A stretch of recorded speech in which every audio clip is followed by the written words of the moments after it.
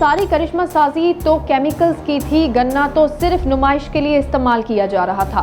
हर गन्ना मशीन कारिंदा इसी बात पर जोर दे रहा था कि वो अकेले ये काम नहीं कर रहा, बल्कि शहर भर के तमाम गन्ना मशीन कारिंदे इसी मुज़र सेहत केमिकल्स का इस्तेमाल कर रहे हैं। लेकिन सोचने की बात ये थी कि अगर तमाम गन्ना मशीन कारिंदे इसी मुज़र सेहत केमिकल का इस्तेमाल कर रहे हैं तो आखिर इंतज़ामिया को इसकी खबर क्यों नहीं थी। हाँ, ये पी लें आप। ये नहीं, मैं लोगों को पिला रहा हूँ। आप पी लेना ये।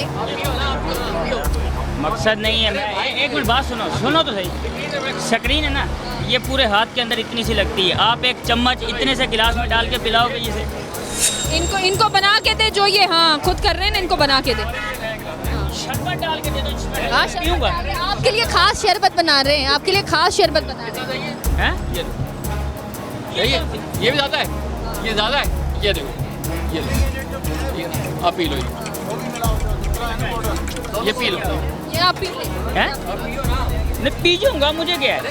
हाँ तो पी ले, आप पी ले। पीता पूरा दिन ये भी। शर्म करो यार, ये क्या पिला रहे हो तुम लोगों को? क्या आप ये पिए ना, सबसे पहले तो आप लोगों को पिला रहे हैं, बच्चों को पिला रहे हैं। आप ये चीज़ें- बच्चों को पिला रही है, स्क्रीन है, कहीं भी चले जाओ आपको ये मिलेगी। आपको खुद पीने में क्या प्रॉब्लम? मुझे खुद पीने में कोई प्रॉब्लम तो पिए ना आप ये, तो पिए ना।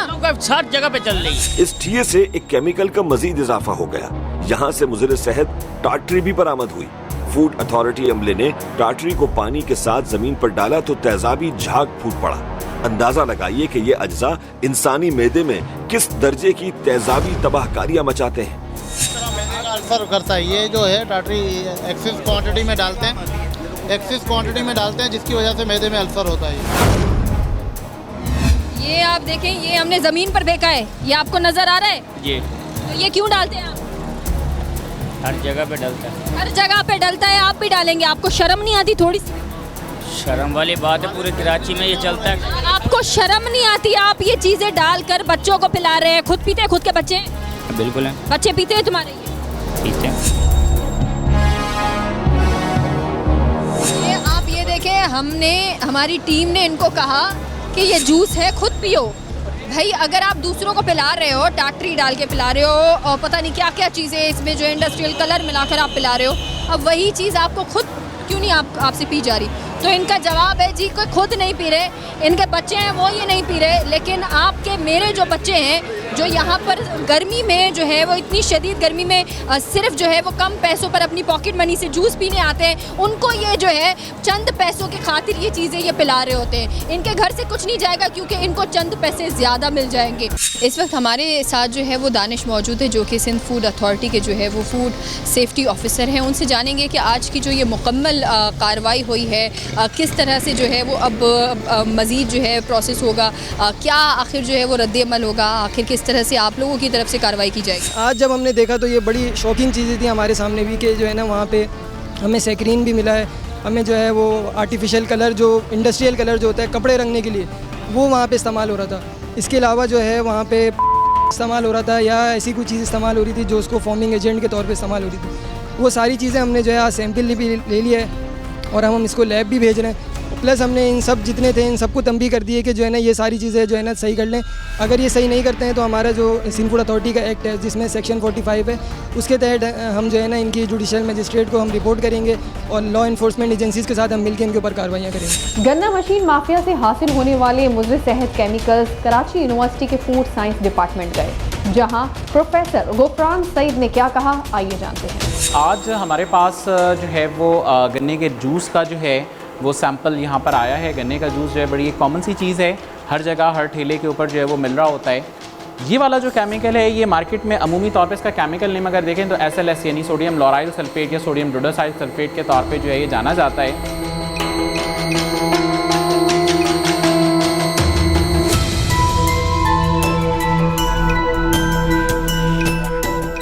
ये देखिए यहाँ पे आपको वही झाग नज़र आ रहे होंगे जो अमूमन गन्ने के रस के ऊपर मौजूद होते हैं। देखें यहाँ पे भी अगर आप देखें गन्ने का रस जो मौजूद है, इसके साइड में ये सारे झाग जो है वो नज़र आ रहे हैं जो बिल्कुल इसी की तरह के जो है वो महसूस हो रहे हैं। सेक्रिन जो है वो इस वक्त दुनिया भर के अंदर जो है वो कि अच्छा कंपोनेंट नहीं काउंट होता। ज़्यादा मकदार के अंदर अगर इसको इस्तेमाल किया जाए तो इससे कैंसर होने के भी चांसेस होते हैं और ये आम चीनी के मुकाबले में 500 गुना ज़्यादा जो है वो मीठा होता है।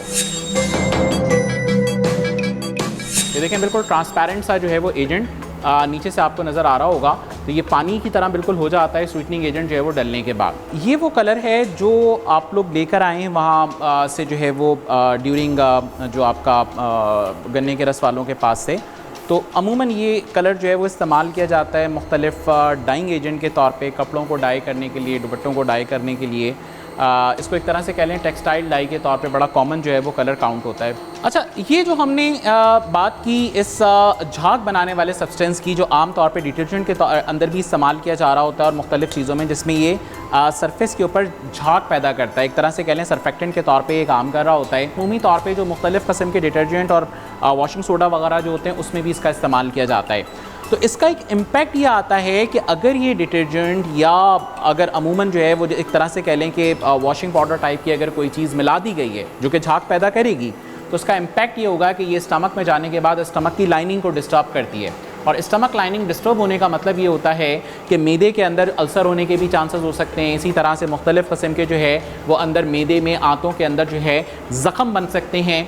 फिर अगर ये डिटर्जेंट जो है या जो SLS या SDS जो है अगर ये बॉडी के अंदर एब्जॉर्ब होके जाए तो ये बैडली इम्पैक्ट करता है लिवर को, और लिवर की डिफरेंट टाइप की जो है वो डिजीज़ होने के चांसेस होते हैं। तो इस लिहाज से हम इसको सिंपल ये कह सकते हैं कि इंतहाई ख़तरनाक किस्म का केमिकल है। स्वीटनिंग एजेंट के हवाले से अगर हम बात करें तो स्वीटनिंग एजेंट जो है जो कि सैक्रीन है, सैक्रीन अमूमी तौर पे जो इसका सबसे बड़ा मसला है वो यही है कि इसके इम्पैक्ट्स अच्छे नहीं हैं लिवर के ऊपर, ब्लड के अंदर। इसी तरह से ये दिमागी सलाहियतों को भी मुतासर कर रहा होता है। तो अब दुनिया के अंदर जो है वो सैक्रीन का इस्तेमाल बड़ा ऑब्सोलीट होता जा रहा है, लेकिन पाकिस्तान जैसे मुल्क में जो है वो इसके हवाले से कोई ख़ास रेगुलेशन नहीं है। तो हमें मुख्तलिफ़ जगहों पे सैक्रीन बड़ा कॉमनली यूज़ होता हुआ नज़र आ रहा होता है, तो इसको भी इस्तेमाल से अवॉइड करना चाहिए। दिल की बीमारियाँ, इसी तरह से जो है वो जिगर की बीमारियाँ, गुर्दों के फ़ेल हो जाने का जो एक मर्ज़ है, या दिमाग के ऊपर जो असरात होते हैं वो इन केमिकल्स की वजह से बहुत शदीद देखने में नज़र आ रहे होते हैं।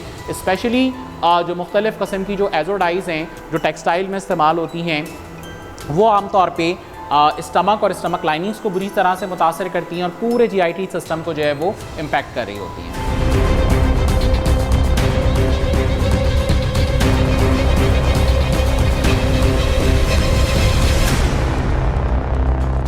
लैब टेस्ट के जरिए गन्ने के जूस को गाढ़ा करने और झाग बनाने वाला एजेंट, मिठास पैदा करने वाले और रंगत निखारने वाले मुज़र सेहत केमिकल्स की हकीकत आपने देख ली।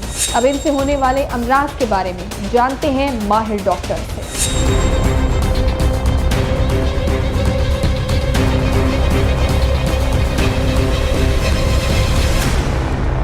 कोई भी ऐसी अशिया या चीज़ें जो एडिबल नहीं हैं, यानी खाने की नहीं है, और वो खाने में इस्तेमाल हो रही हैं, ऑटोमेटिकली ये चीज़ क्लियर हो जाती है कि वो हार्मफुल हैं। ऑफ कोर्स वो एडिबल नहीं है तो हार्मफुल है। अब बहुत सारी चीज़ें हैं, अब उसमें केमिकल्स अगर यूज़ हो रहे हैं, वो केमिकल्स किस तरह के हैं, उसमें कैंसरस एलिमेंट्स हैं कि नहीं है, वो कार्सिनोजेनिक हैं कि नहीं है, ये चीज़ भी एक सवाल है कि उसमें जो चीज़ इस्तेमाल हो रही हैं, जैसे भी आपने बताया कि गन्ने के रस में भी इस्तेमाल हो रहा है, तो अगर उसमें कोई कार्सिनोजेनिक एलिमेंट्स या केमिकल्स हैं तो definitely it can lead to cancer, it can lead to irritation, sore throat और डिफरेंट किस्म के इन्फेक्शंस जो कि मैदे के हवाले से भी हो सकते हैं, गले के हवाले से भी हो सकते